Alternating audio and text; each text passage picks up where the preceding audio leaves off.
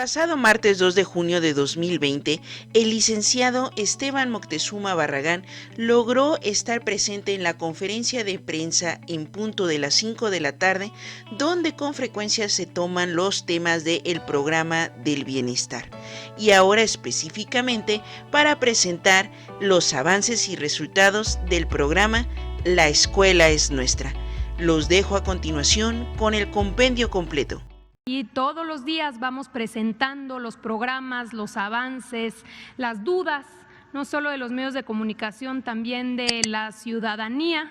Y hoy no será la excepción. Agradecemos mucho a los que nos están viendo a través de las redes sociales, de la televisión y a los medios de comunicación que como todos los días nos acompañan. El día de hoy vamos a ver un programa muy especial, que es el programa de La Escuela es Nuestra. Ya aquí se presentó hace algunos días. Vamos a seguir profundizando y dando detalles sobre este programa, y para ello nos acompaña Esteban Moctezuma, secretario de Educación Pública, que como siempre le damos las gracias por acompañarnos, y también Gabriel García, coordinador general de programas para el desarrollo, que también nos va a platicar al respecto. Antes de darles la palabra, hacer un recuento rápido de lo que vimos ayer. El día de ayer nos acompañó aquí en Palacio Nacional en estas conferencias la secretaria del Bienestar, María Luisa Albores, y la subsecretaria Ariadna Montiel, y nos presentaron el programa de pensión para el bienestar de adultos mayores. Varias cosas se informaron importantes de interés general. De entrada, el hecho de que actualmente 8 millones de personas adultas mayores ya estén recibiendo esta pensión, que hoy está reconocida en la Constitución. Ya hemos dicho aquí varias veces que una enorme diferencia entre los gobiernos anteriores, administraciones anteriores a este gobierno, es que el Estado no es más un gestor de oportunidades, sino un garante de derechos. Se reconoce ese derecho a todas las mujeres y hombres que trabajaron y formaron este país, lo construyeron, y por eso el reconocimiento y el derecho a esta pensión para los adultos mayores. Nos informaron también del adelanto del bimestre mayo y junio por esta situación del COVID-19, y para poder seguir impulsando y apoyando a las familias se ha venido adelantando varios pagos en muchos programas. No es la excepción de el caso de la pensión para adultos mayores, con una dispersión de 42,000 millones de pesos para poder hacer los pagos de marzo y abril, y de mayo y junio. Nos dejaron un contacto aquí para poder atender a todas los adultos mayores, la línea del bienestar, donde se pueden hacer diversos trámites. Por ejemplo, aquellas personas que ya hayan cumplido los 68 años, que no necesariamente tengan que salir de sus domicilios para hacer los trámites en las oficinas, sino que puedan llamar a esta línea para que puedan acudir los servidores de la Nación hasta su domicilio y poder concluir estos trámites, siempre en el entendido de proteger a la población vulnerable, que como sabemos ante esta situación sanitaria es también el caso de los adultos mayores. Dicho esto, y agradeciendo que nos hubieran acompañado el día de ayer, hoy vamos a ver este programa tan emblemático, y para ello le damos la palabra al secretario de Educación Pública, Esteban Moctezuma. Muchas gracias, secretaria. Muy buenas tardes a todas y a todos. Como hemos visto aquí en esta mesa, La Escuela es Nuestra es un programa del Gobierno de México, un programa nuevo que hace llegar los recursos para el mejoramiento y mantenimiento, para el equipamiento de las escuelas del país, empezando por las más atrasadas, por las de alta y muy alta marginación, con especial énfasis en educación indígena. Cuando hicimos el inventario de escuelas del país, vimos el enorme rezago que tenían estas escuelas, por lo cual el señor presidente creó este programa para ir de acuerdo con su lema de por el bien de todos, primero los pobres. El programa opera bajo premisas que estamos dando a conocer y que pues toda la población ha venido conociendo. Uno es que los recursos se reparten de manera directa, es una asignación directa de los recursos, y que estos se dan a un comité que se elige en la propia escuela, en una asamblea escolar. Este comité se llama el Comité Escolar de Administración Participativa. Siempre se ha hablado de participación social en la educación, pero nunca se había confiado a comités de las escuelas a tener el recurso para invertir en la propia escuela. Es la primera vez en que esto se logra.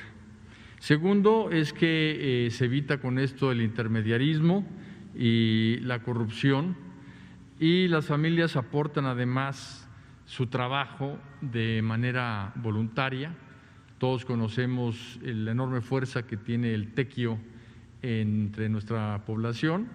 El tequio, para quien no lo sabe, es ese trabajo comunitario voluntario que se hace en las comunidades mexicanas, sobre todo las rurales e indígenas, y esto no solo optimiza costos, sino que eleva enormemente el rendimiento de lo que se está invirtiendo, muchas veces más que lo duplica. En tercer lugar, se han ya empezado a mejorar las condiciones físicas en las que se encontraban miles de escuelas públicas de educación básica, repito, sobre todo en el área de pueblos y comunidades indígenas. Cuarto, valoramos y reconocemos enormemente que han sido electas como tesoreras de estos comités de administración escolar participativa las mujeres. Las tesoreras en estos comités son fundamentalmente mujeres, electas democráticamente por la escuela, y ya contamos con casi 48,000 mujeres tesoreras. Y el último punto que quiero destacar es que este programa hace de la democracia lo que el señor presidente Andrés Manuel López Obrador ha dicho de una democracia verdaderamente participativa en la toma de decisiones. El programa La Escuela es Nuestra es un sólido esfuerzo de inclusión. Recuerden que en la reforma constitucional del artículo 3, que es el que habla sobre educación fundamentalmente, uno de los principios de la educación es la inclusión. En ocasiones hay escuelas que no cuentan siquiera con servicios básicos. En lo que más están invirtiendo estas escuelas es, por ejemplo, en baños, están en muy mal estado, y otra cosa que falta mucho en estas escuelas es el agua, por lo cual esta inversión que se había hecho sin COVID-19, o sea, por convicción de mejorar estas escuelas, ahora que tenemos este problema, nos está ayudando a trabajar de manera muy firme en que estas escuelas tengan agua potable. Además, para muchas niñas, niños y jóvenes, ir a la escuela también implica hacer largos recorridos lejos desde sus casas, en especial en comunidades rurales, y todo el mundo sabe el compromiso que tiene el presidente con estas comunidades, por lo cual, en cumplimiento de su palabra, las primeras en incorporarse a la Escuela es Nuestra han sido estas escuelas de muy alta marginación. La nueva escuela mexicana es más que una inversión en un edificio, en un baño, en un salón de clases, es un esfuerzo conjunto que se está desarrollando en las escuelas de alumnos, maestras, maestros, madres y padres de familia, director y autoridades educativas para gobernar su propia escuela y para fortalecer la excelencia educativa. Todos ellos trabajan con responsabilidad, con entusiasmo, y desde que inició operaciones el 3 de octubre del 2019, con la participación de la Secretaría del Bienestar, la Coordinación General de Programas de Desarrollo, que encabeza precisamente Gabriel García Hernández, que aquí nos acompaña y hará uso de la palabra, y pues se han organizado estos comités escolares de administración participativa en casi 50,000 escuelas. Hago énfasis en que el programa La Escuela es Nuestra es un factor también importante en estos momentos para la reactivación de las economías locales, considerando que sus recursos llegan a poblaciones de muy escasos recursos. Es una derrama económica de trabajo, de construcción, de mantenimiento, de instalación de sistemas de agua potable, eléctricos, que genera empleos directos e indirectos de manera muy importante. Cedo ahora la palabra a Gabriel García, quien nos dará un panorama más detallado de los avances que al día de hoy tenemos en este importante programa, y les agradezco a todas y a todos su atención. Gracias. Gracias, secretaria Luis Alcalde, secretario Esteban Moctezuma. Pues es, en primer lugar, pues actualizarles de los avances cuantitativos y cualitativos de este programa de La Escuela es Nuestra. Por favor. Recapitulando un poco, tenemos que la meta son 54.177 escuelas para constituir comités escolares de administración participativa en 1931. ¿Cuáles? 1931 municipios. ¿Cuáles? ¿En dónde? ¿Cuáles son las escuelas que se seleccionaron por pobreza? Las más pobres y las que están en comunidades indígenas. Entonces, esa es la prioridad conforme se vaya avanzando entre las que están en las zonas de muy alta marginación primero, después las de alta marginación, es como vamos a ir abarcando todos los comités en general, que deberían de ser 103,000 para abarcar todas las zonas de alta y muy alta marginación. Pero esta primera meta de estos 54.177, hasta ahorita, ¿cómo vamos? Siguiente, por favor. Bueno, pues tenemos que les informamos el 18 de mayo que ya teníamos 50.023 comités constituidos. Significa que se levantó un acta, se realizó una asamblea.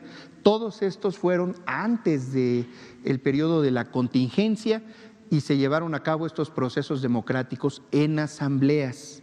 Fueron 50.023. Y del 18 de mayo al 2 de junio logramos corregir algunas comités que no estaban actualizados, y directamente con los padres de familia, sin que se tuvieran que hacer asambleas, se actualizó ya esta cifra a 50.246, unos poquitos comités que logramos terminar de consolidar en este periodo con sana distancia. También el 18 de mayo les informamos que ya se les había enviado los recursos económicos a todas las escuelas, a 48.163 el 18 de mayo. Y ahora, al 2 de junio, al día de hoy, ya estos son 49.348 comités y acumula una inversión de 9.155 millones de pesos.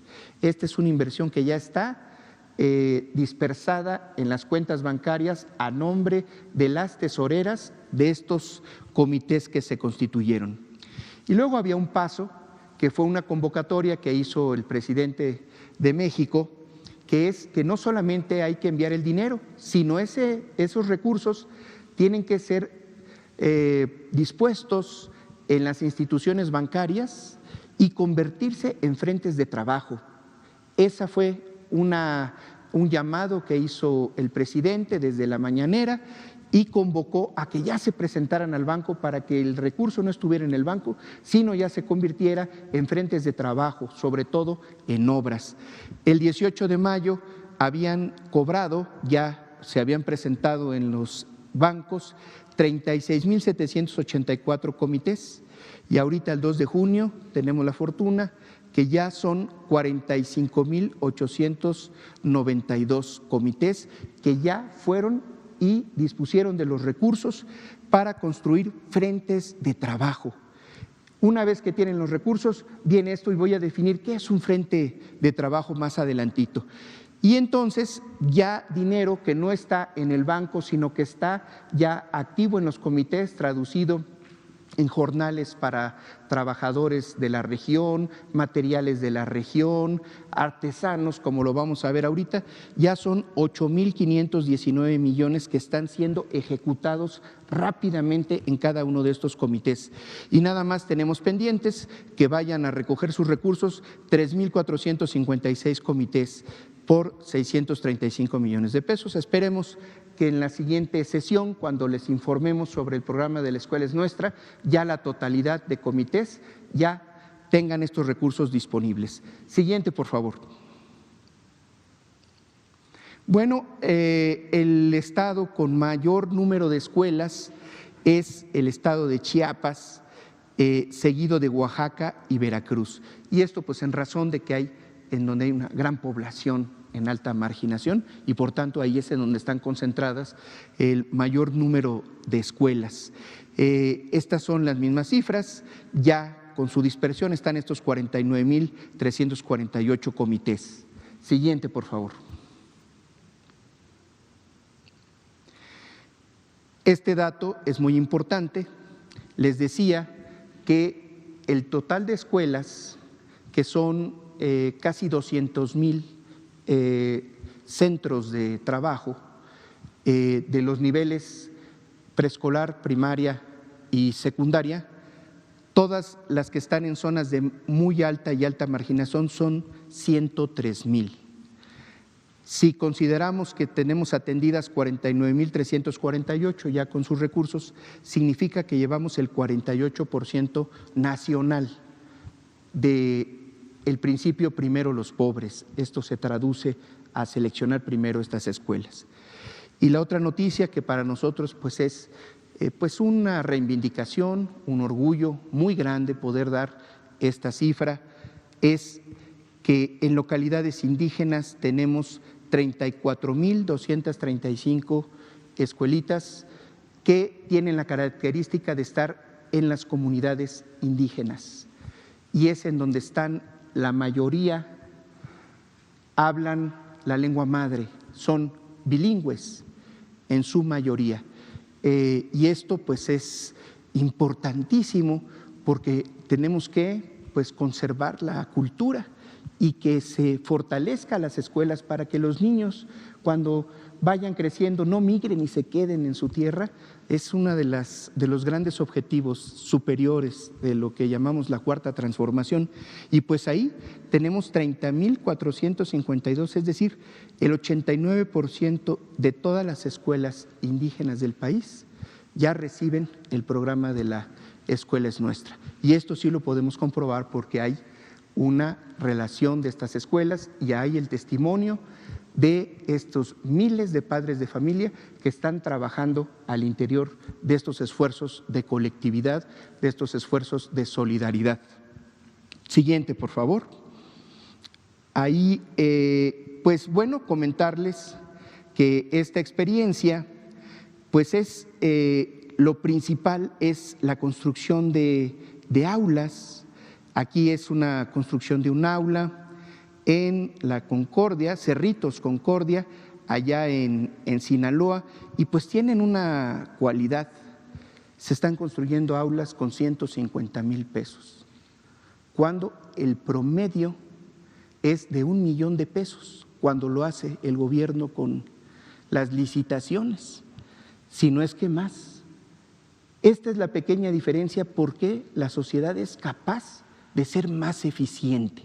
Este es el caso de las aulas y vamos a tenerles que contar miles de historias porque ¿por qué lo logran hacer más barato y de una alta calidad? Ahí como están viendo, pues no creo que se vaya a caer, está perfectamente construida porque es trabajo, mano de obra local. Siguiente, por favor. Otro ejemplo es estas famosas techumbres o techos en los distintos planteles que son muy necesarios y van acompañados de la plancha, que es pues prácticamente el lugar en donde se hacen las ceremonias cívicas, en donde se practican los deportes, y tener un techo es bien importante para todas las actividades al aire libre, para educación física, etcétera, en los lugares donde hay mucho calor. Y miren este caso, aquí también en Sinaloa, en Nogalitos, ahí están las techumbres, que son estas estructuras, junto con la plancha que se pone abajo. El promedio en lo que se gastan estas techumbres, las más baratas que hemos encontrado en todas las administraciones anteriores, el costo es de arriba de los 700,000 pesos. Las muy económicas. ¿Cómo es posible que con 150,000 o 200,000 pesos existan esas estructuras perfectamente planeadas? ¿Cuál es el secreto de esa circunstancia? Pues lo vamos a descubrir con miles de testimonios en un momento. Siguiente, por favor.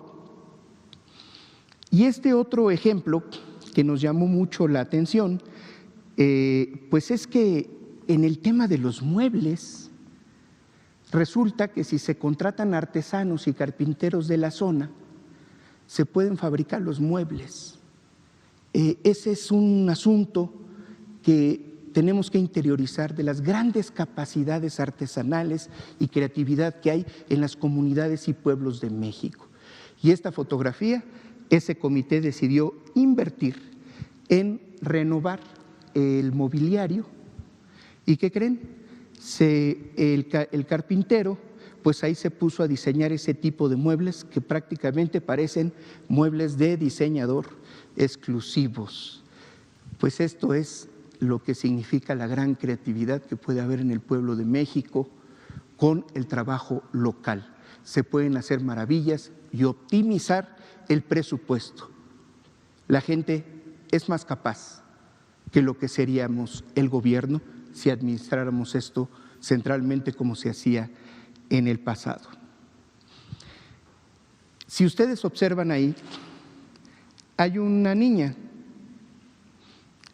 de este lado otro niño, pues están ahí y lo van a ver que aunque se pidió mucho que no participaran, que no estuvieran ahí porque pues están las medidas de sana distancia, etcétera, pues ahí en la comunidad salen como tal y quieren participar. ¿Qué están aprendiendo ahí los niños? Están aprendiendo a hacer un trabajo en colectivo, un trabajo por los demás, por todos, por el futuro. Enseñar en la escuela es nuestra, nos va a dejar grandes conocimientos que están ahí, en las comunidades, en los pueblos, en los barrios, en donde si se trabaja entre todos en faenas o en el tequio, se obtiene un beneficio para todos y para un futuro. Eso es lo que está haciendo la escuela es nuestra, y cada uno de estos padres de familia, niños, trabajadores, maestras, maestros, pues van a poder presumir en un futuro que hicieron algo por la comunidad. Pero la presunción es el último de sus objetivos. Es la enseñanza de cómo es bien importante trabajar por todos, por los demás, y la enseñanza de utilizar el patrimonio nacional, que son los recursos públicos. Esos los niños lo van a ver en un periódico mural, qué fue lo que se hizo entre el antes y el después. Por eso vamos a tener miles de bellas historias que contar. Y es el ejercicio de presupuesto participativo, pienso, más grande de la historia. Recomiendo mucho revisar el documento de la nueva política económica. Se refiere a esto en su primera etapa, que es un gobierno del pueblo administrando el presupuesto público, cuidándolo y siendo más eficientes. Desde luego, esta es una gran enseñanza que estamos obteniendo todos y cada uno de nosotros. Finalmente, me resta decir que presentamos un video que tiene los testimonios, y todos estos testimonios se van a documentar en las 50,000 escuelas para que haya estas miles de historias que contar.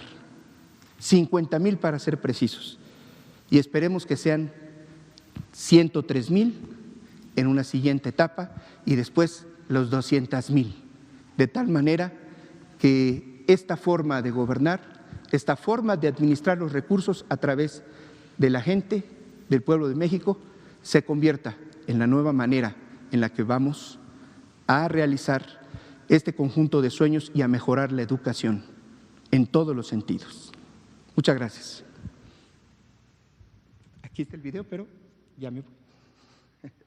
Gracias.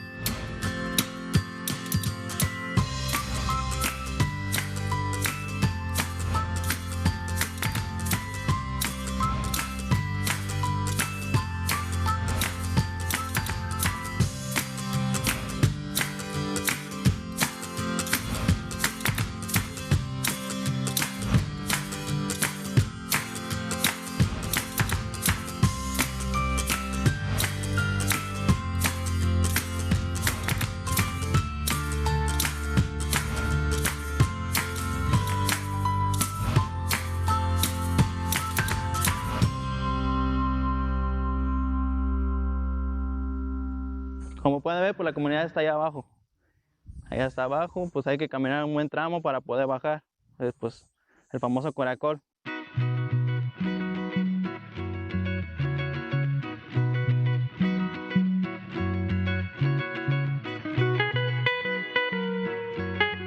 Para mí significa que es un programa muy bueno porque nos están apoyando con los niños y pues la verdad los niños ya estaban muy apretados en un aula. El material es de aquí, de todo local. Los albañiles también son de aquí. Pues quisimos hacer todo para que el dinero quede aquí. La verdad es de suma importancia porque pues estos beneficios no se habían llegado a las comunidades. Los padres de familia pues lo están aprovechando y están haciendo su máximo esfuerzo por hacerlo mejor y demostrar al gobierno que sí se puede lograr muchas cosas. Para mí fue una alegría poder decir que sí, echarle la mano en cuanto a los trabajos y poder apoyar en lo más que se pueda para que se pueda hacer rendir este dinero. Esperemos que quede muy bien la obra para que nuestros niños jueguen a gusto y se la pasen bien en su escuela. No, pues yo ando bien contenta. Les doy gracias porque el apoyo también nos sirvió para los trabajadores de aquí mismo. El dinero se le pagó a los mismos trabajadores de aquí de la población. Bueno, pues yo pienso que es un beneficio bien para la comunidad porque aparte de que se aprovecha al 100 el recurso, yo pienso que así sí quedan bien las obras, haciéndolo aquí entre nosotros.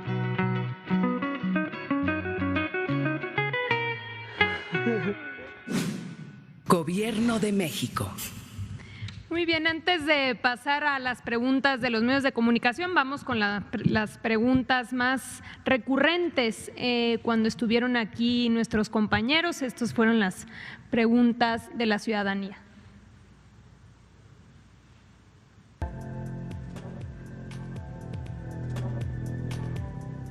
¿Cómo puede ser beneficiaria del programa Una Escuela?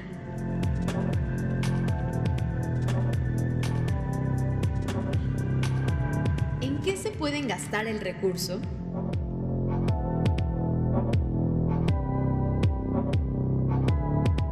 ¿Es necesario que la escuela cuente con un terreno propio para ser beneficiaria del programa?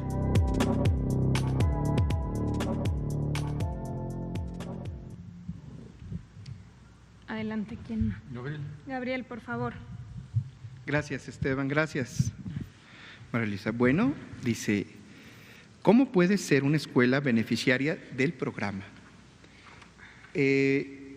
Las escuelas son seleccionadas por el nivel de pobreza. Entonces, no hay una petición de las autoridades. De hecho, hay muchas peticiones de muchas escuelas en general. Podemos atender para las que se tiene este límite, que es el presupuesto que tenemos disponible, que van a ser estas 54,000 en esta etapa. Entonces, pues la intención es que existan más ahorros en la administración para que sean un conjunto de escuelas. También otra tarea que nos estamos dando es que los estados, cosa que se vio un poco limitada por la situación de la contingencia del COVID, pero los estados también pueden invertir en eso. De hecho, originalmente el planteamiento fue que el 50% lo cubriera la federación y el otro 50% los estados. Por eso esta meta de 54,000 es la parte que le corresponde y para lo que tiene disponible el presupuesto la federación. ¿En qué se puede gastar el recurso? Bueno, pues pueden hacer obras mayores, como se llaman. Estas obras son principalmente aulas.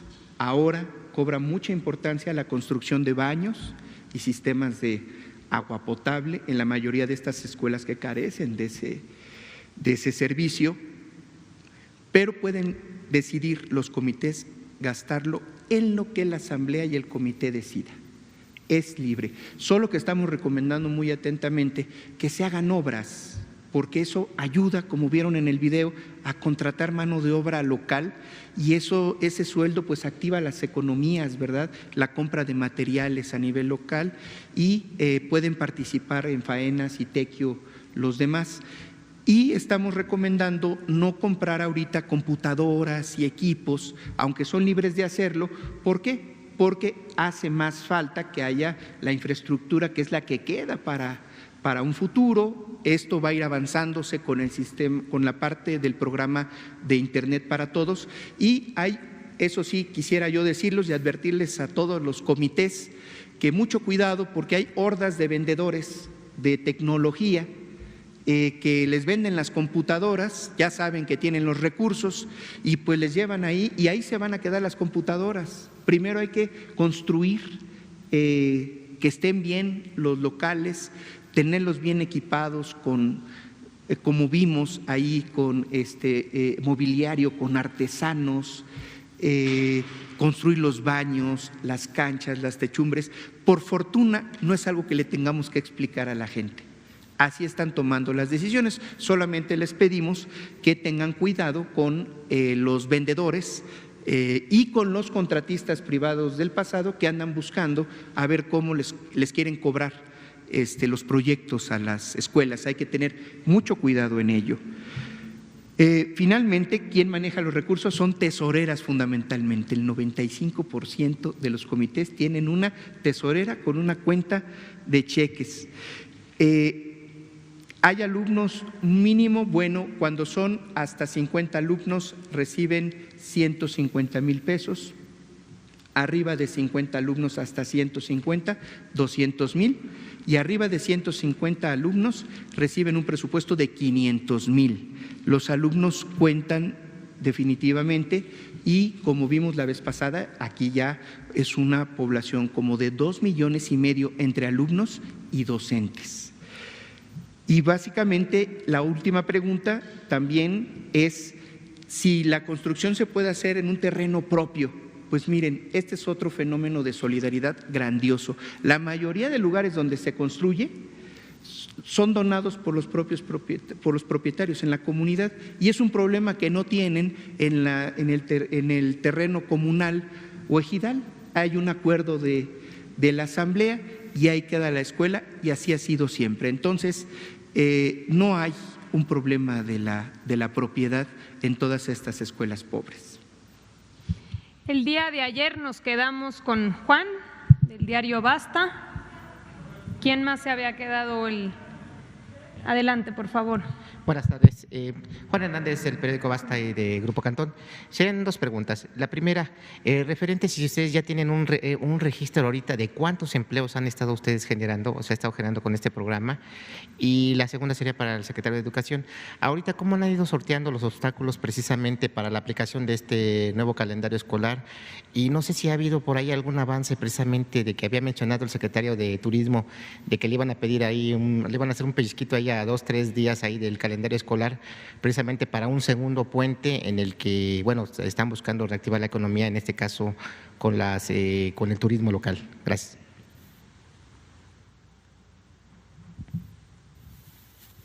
Bien, empezamos por la última pregunta. Estamos en este momento concluyendo todos los lineamientos para publicar en el Diario Oficial de la Federación un acuerdo en el cual vendrá especificado todas las instrucciones para las escuelas, tanto públicas como privadas, que tienen su reconocimiento oficial de la Secretaría de Educación Pública, de manera que ya se cuente con pues los lineamientos oficiales que deberán aplicar en el próximo futuro. El calendario escolar del ciclo escolar 2021 ya lo tenemos elaborado, pero no lo vamos a dar a conocer ni publicarlo hasta que se dé inicio el 10 de agosto al ciclo escolar correspondiente 2021. ¿Por qué? Porque, como dijimos, es una fecha referencial y hasta que no iniciemos el curso no podemos tener la certeza de cuántos días vamos a poder impartir clases, por lo cual en el momento que se inicie, esa misma semana, va a ser publicado todo el calendario, en donde, como dijo el secretario Torruco, hay un acuerdo del señor presidente de que el próximo año no se cancelen los puentes que estaban ya en un decreto presidencial aprobados para 3 fechas. Esos van a seguirse dando, como dice el decreto, los lunes previos a cada una de las fechas para poder hacer los puentes. Después del 20 de noviembre, ¿cuál sería el que sería contemplado ustedes? No, este año sería nada más el del 20 de noviembre. Muchas gracias, Juan. También nos hemos quedado con Daniela Pastrana, por favor. Gracias. Buenas tardes, Daniela Pastrana, de Pie de Página, aprovechando que está aquí el coordinador de un montón de programas. Nosotros hemos estado con el tema de las personas que están en las comunidades más alejadas, Guarijíos mucho, pero en general, ¿no? Hay 400,000 personas que están en estas comunidades mucho más alejadas y a las que es muy difícil que lleguen todos estos programas. De hecho, esos porcentajitos chiquitos pues son de los que están más lejos. Entonces, eso incluye a varios programas, entre otros igual estos de las escuelas. Es decir, quería saber si hay un mecanismo o hay algún programa o hay alguna cosa que se hayan diseñado o que estén pensando para llegar en algún tiempo a estas comunidades que son las más lejanas de todas. Y si hay algún mecanismo de evaluación de este programa, considerando que es inédito y que, como acaba de decir, quizá sea un ejercicio muy interesante de participación, de presupuesto participativo, ¿qué mecanismo tendríamos para evaluarlo en, no sé, en el tiempo que consideren prudente? Y para el secretario de Educación, porque lo que estamos viendo ahora es un asunto de infraestructura, pero en términos de maestros, que ese también ha sido otro tema, el de cómo hacer llegar estos maestros a las comunidades más alejadas, si, como en el caso de la salud, se ha pensado que se necesita ampliar la plaza de maestros. En los últimos, no sé, 20 años hemos visto que se reducía y siempre nos decían que ya no se necesitaban tantos maestros en estas comunidades. Ahora que se va a construir esta infraestructura, ¿se va a modificar algo esta concepción que se tiene sobre las plazas de los maestros para estos lugares? Gracias.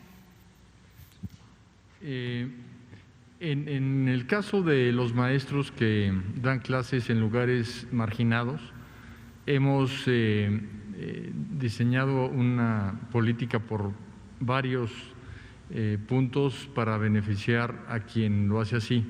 En primer lugar, el egresado de la normal debe de empezar su práctica docente precisamente en los lugares donde más se necesita. En segundo lugar, el sueldo de los maestros en estas zonas es significativamente mayor. Y en tercer lugar, para ir ascendiendo en la carrera magisterial, para ir obteniendo mayores ingresos, uno de los puntos que el propio señor presidente señaló que se deben de considerar con la más alta calificación es haber ejercido precisamente en estas zonas como maestro para tener un puntaje más alto para la carrera magisterial.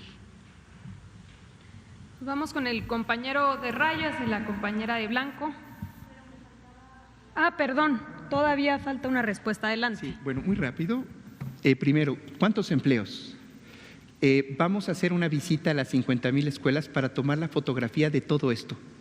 Y ese es el mecanismo de evaluación, ¿sí? Y van a ser expedientes digitales que van a ser públicos en la página, en el padrón único, ¿verdad?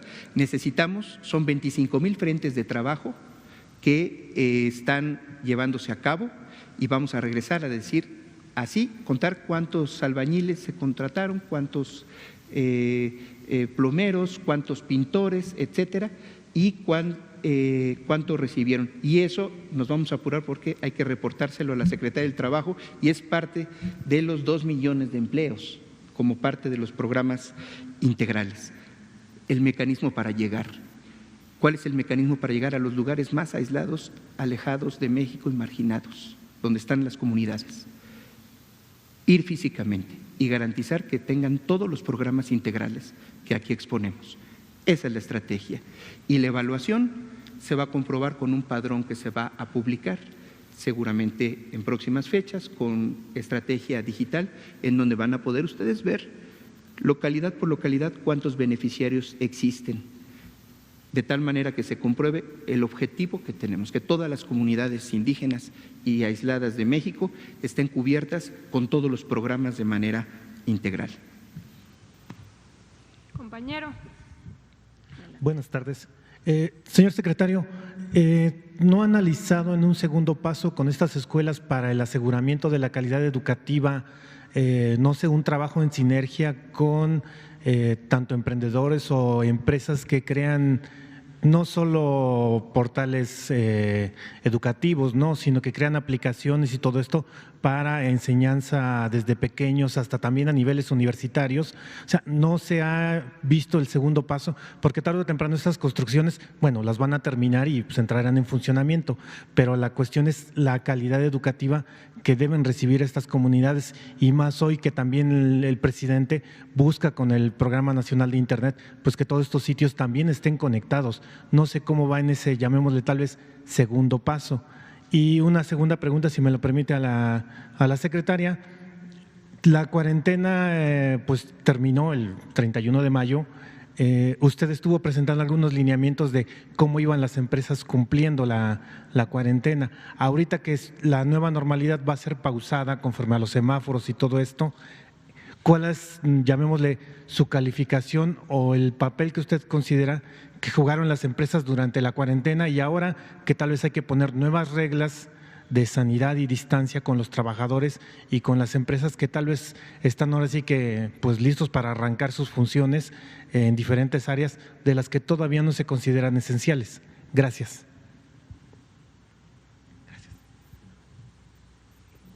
Adelante, por favor. Bueno, de hecho no es un segundo paso, es el mismo paso. Las dos columnas vertebrales de la educación y del nuevo acuerdo educativo son precisamente equidad y excelencia, y estamos caminando en ambas. Equidad, sin duda, es la escuela es nuestra, es un ejemplo muy claro del mismo, y en términos de excelencia, en el caso de estas escuelas, que la mayoría de ellas son multigrado, estamos lanzando, de hecho ya lo están haciendo 5 estados, vamos a llegar a la mitad de los estados este año y al total de los estados el año que entra, el nuevo modelo de aprendizaje colaborativo que en la práctica nos ha mostrado un mucho mayor rendimiento tanto académico como construcción de comunidad, que ese es algo muy importante para nosotros y que está en la Constitución como una educación integral, una educación humanista. Y por otra parte, también hemos considerado lo que el señor presidente ya ha anunciado y reiteró el día que hablamos del impulso tan grande que tuvo la herramienta digital dentro de Aprende en Casa, la conectividad para todos. Y cuando se habla de conectividad para todos, en realidad se está hablando de conectividad para esa parte marginada de las escuelas que no la tienen. Porque lo que vimos en esta pandemia es una zona muy amplia del país, mucho más relacionada con digamos, las poblaciones urbanas que tienen conectividad y las zonas marginadas no. Entonces, cuando el señor presidente habla de conectividad para todos, en realidad lo que está diciendo es conectividad para las partes más marginadas de nuestro país, de manera que podamos nivelar las condiciones de aprendizaje de todas las niñas y niños de México. Y respecto a la pregunta, muchísimas gracias por esta pregunta porque nos permite también seguir informando. En efecto, iniciamos una serie de visitas a partir de que el Consejo de Salubridad determinó la suspensión de labores para las empresas, los centros de trabajo no determinados como esenciales. Iniciamos, recordarán, cada semana informando. Al principio era el porcentaje mayor de las que no cumplían, el 13%. Iniciamos con el 13% de incumplimiento, pero en la medida en la que fueron pasando los días y fueron pasando las semanas, más sectores y más empresas se sumaron al cumplimiento. Concluimos, digamos, de manera general con el 95% de cumplimiento de los centros de trabajo, la gran mayoría cumplía, las que tenían que suspender las labores, suspendiendo las labores, y las otras con los protocolos que se determinaron para poder estar operando. Yo diría en general que la conclusión es una responsabilidad que se mostró por parte de la enorme mayoría de empleadores. Al principio algunos sectores específicos como el textil, la industria automotriz, pero después vimos un cumplimiento generalizado. Ahora entramos en otra etapa, también lo hemos señalado a partir del día de ayer, a esto que hemos llamado la nueva normalidad, y vamos a seguir con estas visitas en dos sentidos. Primero, para las empresas esenciales, a las cuales hemos dicho también que se suman 3 sectores nuevos: el de la construcción, el de minería y el de artículos de transporte. Entonces, en estos 3 sectores vamos a hacer las visitas que están relacionadas con la implementación de los lineamientos de seguridad y salud, y también identificando que no existan sectores que inicien actividades de manera anticipada. Recordemos que hay que atender a los semáforos que todas las semanas se irán informando por la Secretaría de Salud según los niveles de contagio y la realidad de cada una de las entidades federativas, y en razón de estos colores existe la posibilidad de que ciertos sectores retomen sus actividades. Por lo pronto haremos ese tipo de visitas y seguiremos informando cómo van los resultados. Muchas gracias. Continuamos con la compañera y luego la compañera y luego ya pasamos, sí. Buenas tardes. Fernanda Mendoza para el canal Glucosa Atómica. Preguntarle al secretario Moctezuma si tiene conocimiento de las irregularidades en las becas institucionales que hay en la Escuela Superior de Medicina del Politécnico. Sucede que esta es la única escuela del Politécnico en la que no han realizado todos los depósitos de sus becas. Y pues esto involucra a estudiantes que están actualmente en los hospitales y otros que se van a integrar en unos días. Quiero preguntarle, ¿hay algo que usted pueda hacer, secretario, para resolver esta situación? Gracias. Perdón, ¿cuál es la pregunta? Que si hay algo que usted pueda hacer para resolver esta situación de las becas que se está presentando en la escuela. Bien, déjeme explorarlo y con todo gusto en la próxima reunión que tengamos le doy la respuesta. Voy a hablar con el director del Politécnico para ver qué es lo que está sucediendo. Nos quedamos pendientes con la última pregunta de la compañera del chaleco azul. Gracias. Hola, ¿qué tal? Buenas tardes. Son dos preguntas para el secretario de Educación Pública. La primera es saber, bueno, ustedes comentaban en la presentación que uno de los principales problemas de las escuelas es la falta de agua. Saber qué pasó con el programa de bebederos escolares, era una estrategia del sexenio anterior, saber qué pasó.